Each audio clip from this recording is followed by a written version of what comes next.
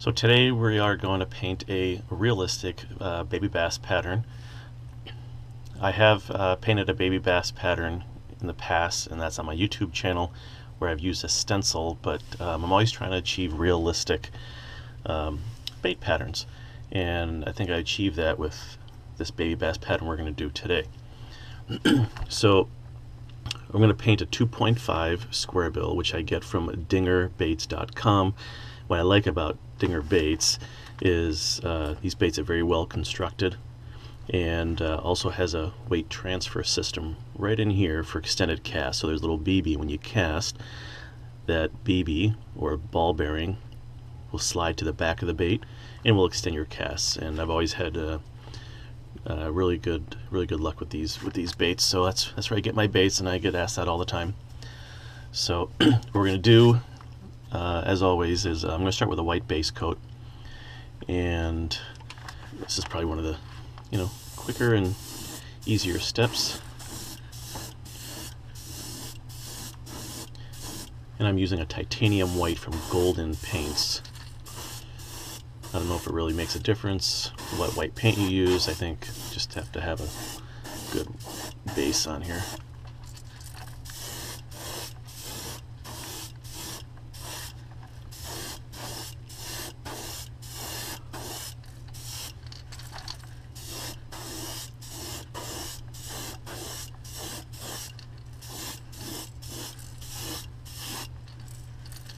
Looks like I covered it. Okay, and then I will heat set with a hairdryer, and you heat set every coat of paint that you.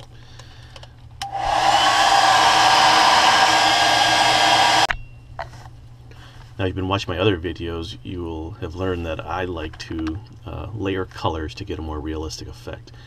I think it's kind of hard to achieve real good color patterns just with one coat and one color of paint. So what we're going to do now is the next color I'm going to use is a opaque deep yellow, and here's the paint. I get it from Comart Colors. What I like is they're pretty much ready to go and ready to spray right out of the bottle. And so I will paint just the top half of the bait, because if you look at a reference photo, which I use a lot of reference photos, bass do have a white belly, so we're going to keep that belly white, and we'll start with a little bit of yellow on the back and the sides.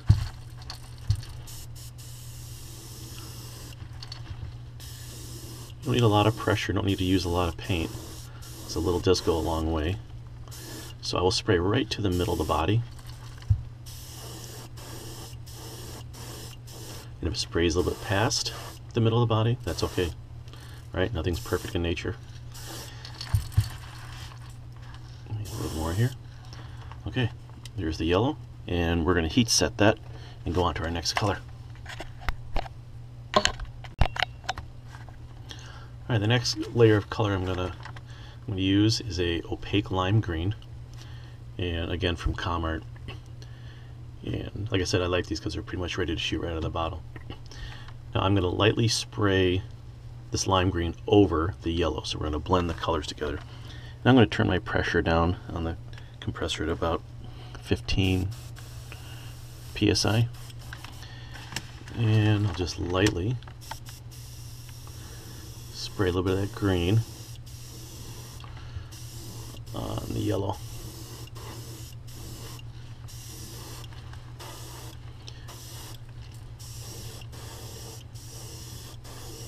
Sometimes I like to leave a little bit of the yellow showing here on the bottom, because that's kind of what I've seen in the reference photos too, but it's up to you how you want to do it. A little bit of green, leave a little bit of that yellow. There we have it. And then we are gonna, what do we do next? We heat set with the hairdryer. Okay, the next step is taking a detailed moss green, and that is from Wicked Colors, and I believe Createx makes the Wicked brands. Yep, it does. It says right there on the bottle. I like the Wicked Colors. So maybe pick up a few bottles and try them out, but I like the depth of the color, and they're pretty much ready to shoot out of the bottle too. And I use this moss green for a lot of baits. I love this green. Okay, so we are going to spray this moss green on the back of the lure and slightly on the sides, not all the way. I don't want to cover up what I just did. So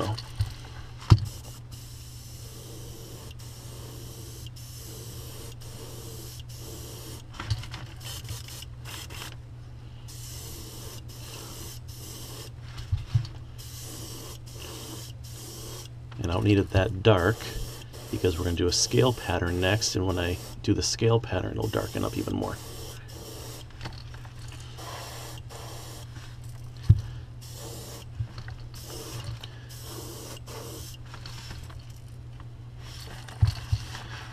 Alright, so now I'm hoping you can see the three different layers of paint. We have the yellow, and then the lime on top of that yellow, and now the moss green on top of that. And now it's you can kind of see it's really kind of starting to come to life. And now we'll go on to the scale. So I've had people ask me, how do you put the scale pattern on? How do you make your scales look so good? I don't know how they look good, but I can at least show you how I put the scale pattern on. So I went to Target and I got one of those loofahs that women use for washing, and I cut it up and use it as a scale mask. Now there's different types, and some are looser than others. I like to use the loofah for exfoliating, not for my skin, but for the lures, because the weave is a little bit tighter and doesn't expand as much, and I like to keep the scales kind of smaller. So what I do is I'll wrap the bait, and then I have these little alligator clips that I bought at Menards, or you can probably get it at any home improvement store in the electrical department. Alright, and I work my way down the belly of the bait, and I'll pull it kind of taut, not too tight because you don't want to scratch the bait either. Then we start from scratch. No pun intended. Alright, I'll pull it a little tighter. Get another alligator clip in here. Okay, let's take a look at the other side, make sure there's no wrinkles, and it actually looks pretty good. So what we're going to do now to get the scale pattern is I'm going to take just some black. This one's from Crankbaits, and I usually have to reduce it to thin it out. I do have to do that a lot with the Crankbaits paints. But if you're probably thinking, well, gosh, he's going to spray black and now it's going to look black. No, if you reduce it enough, then the black would be somewhat transparent, and what it's going to do is darken that moss green that we painted earlier.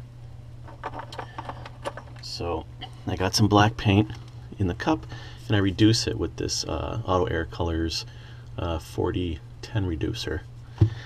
Alright, now years ago I used to use water to thin it out, and that I found out that breaks down the paint, and the lures started to fade in the sun pretty quickly. And I'm thinking, not 100% sure, but I'm thinking that had to do with me watering down the paints. So I don't recommend water. Alright, so got my black loaded up in the brush. Bring the pressure back down to maybe like about 10 psi. And you don't need a lot. And I want to do mostly just the back and slightly on the sides, just so there's like a faint scale pattern. Okay, we don't want it to be too dominant. So just a little bit of black. See, it doesn't look black, looks like it's more of a dark green. A little bit on the sides. And that is all you need. Don't go overboard with this black. Okay? We'll heat set it.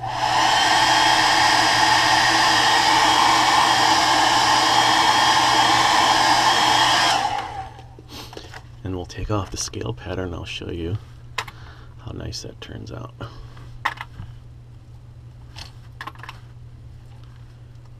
Voila. See the scale pattern? Kind of faint, not too dominant. You can see it nicely on the back and on the other side. Works out really good. Okay, now the next thing we're going to do is, again, from the reference photo, or if you've caught a lot of bass, you'll notice that bass have that horizontal black kind of a pattern along the middle of their back. I'm sorry, the middle of the side of their body. And if you saw my other videos, I was using a stencil, but I didn't think it looked very realistic, and I tried 5 or 6 different variations of how to make that horizontal line. And what I found out is, and if you saw some of my other videos, like the crappie, how to make a crappie video, you'll notice I like using the artist sponge. Love this, and gives it a very natural look. So I'm going to get some black paint, dip the sponge, and we're going to run right across the body. Okay, so I usually like to hold the bait when I do this. And now that black line isn't a solid line from the gill all the way to the back, so I'll probably have some breaks in between this horizontal line. So I dabbed a little bit of paint in the sponge, and I dabbed off the excess on some paper, or else you're going to get globs. And gently go right down the middle.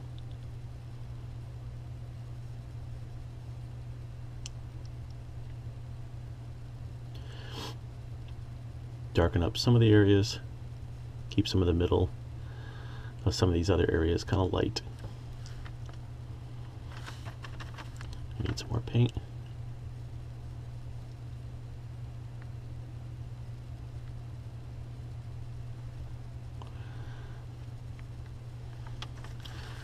Alright, we'll go do the back side. I'll load up a little more paint.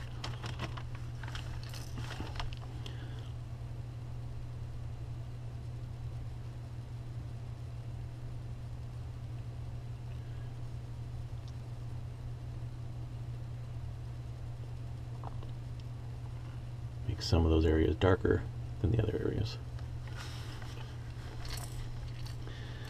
I work on this side a little bit more.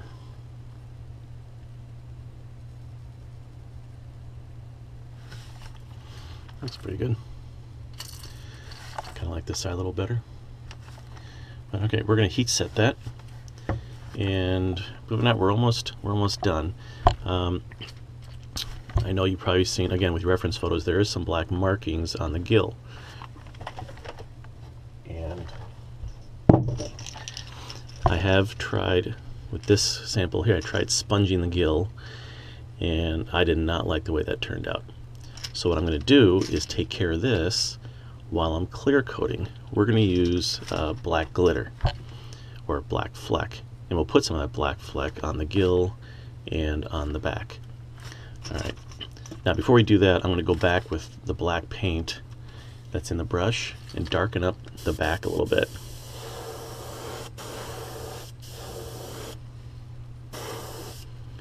There we go. A little bit on the nose. And a little bit on around the eyes, just a little bit. I like to darken the eyes just so the 3D eyes I use kind of make that pop and see them a lot better. Okay, so we're done there, and I'm gonna heat set this, and then we'll get into the clear coating and finish up with some of the details.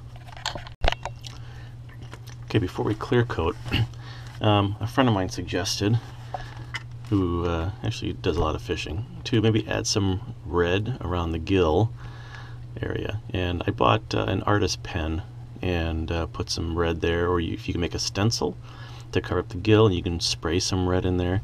To be honest, this is the first time I've done this, so I thought to give it a shot, and it actually looks pretty good. So we added the eyes. I get these 3D eyes from Tackle Warehouse. They're a Boss brand, and I also took the tape off the bill. I used DevCon's 2-ton epoxy clear. It's in 2 parts, so I'm mixing it up in a tiny cup, and it's 30-minute working time. Realistically, you maybe have 8 to 10 minutes. You can get 2 baits, 3 if they're small. Now remember I said that I'm going to want that glitter around here and here. Well, I don't want it on the belly, so what you do is you clear coat the whole bait first, and then we'll go back with the glitter. So I use one of these a kid's disposable paintbrush I get at Walmart. You can get a pack of 30 for 97 cents, so I usually clear the shelf when I see them out there. Do long, even strokes. I like the DevCon 2-ton epoxy when I'm using glitter because it's a little thicker, but recently I switched over to the Envirotech epoxy. It's thinner, but it's a longer working time. I can get a lot of baits done, but you're going to need a drying wheel because it's thin. If you just let it sit here in your booth, that epoxy will start to pool towards the low end of the bait, and that's going to be disastrous after all the work you put into painting.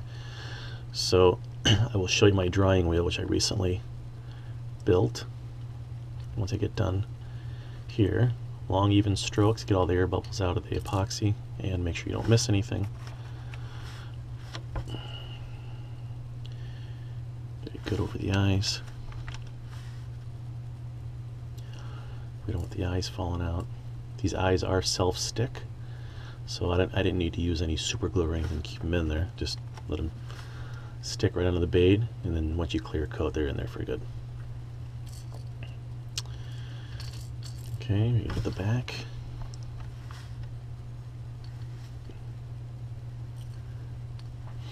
What I like about clear coating is it, well, besides that it protects the bait, it really brings your bait to life. Oh, there was a brush hair came off. See how those colors really kind of come to life when you clear coat.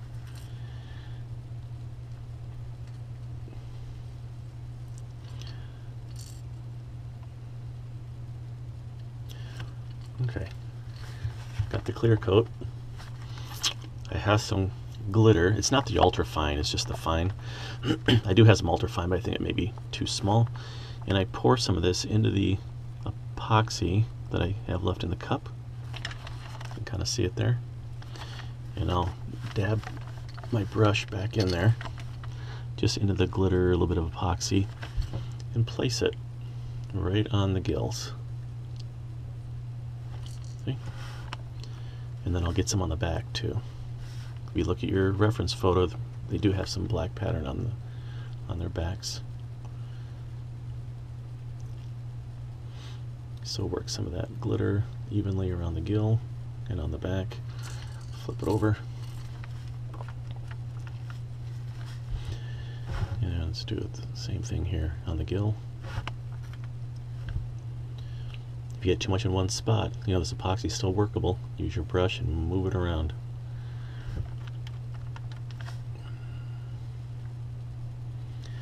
A little more on the sides. And a little bit on the back. A little bit more on this side.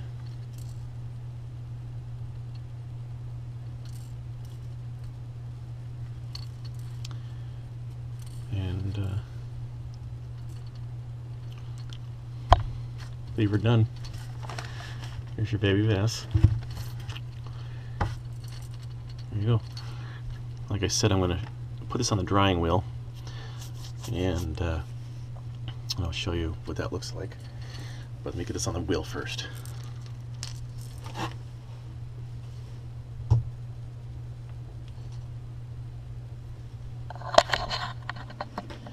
So here's my booth.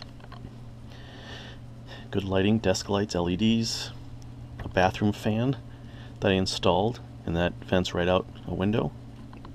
And here's my drying wheel. Basically what it is a grill rotisserie that I got at a home improvement store. And then these wooden discs I got at Michael's Craft Shop. They were already cut. I'm not sure how long I think they're maybe 5 or 6 inches. And then these bulldog clips I taped on, or not taped, but I mounted on here with some screws and washers. And I clip the bait on, turn the rotisserie motor on, and there you go. And now your epoxy won't pool. Now the DevCon epoxy will probably cure in about 8 hours. That Envirotech, probably 24 hours. and then you may want to put a second coat on, or if not, I would let it sit a little longer before you start putting hooks and everything on it. So that is your baby bass pattern. Please subscribe, click on the advertisements, so I appreciate it. Thank you.